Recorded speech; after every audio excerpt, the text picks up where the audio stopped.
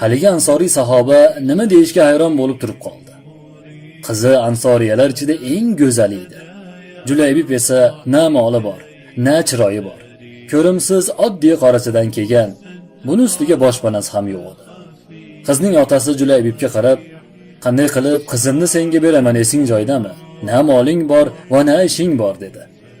Sahobiyning ayoli ham eriga, "Qizimizni mana shu Julaybibga beramizmi?"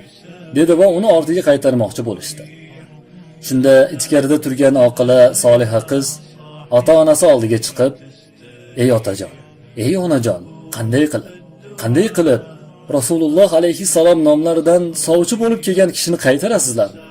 Butun olamlar sarvari bo'lgan zot bizga xaridor bo'lsa yo'q deymizmi?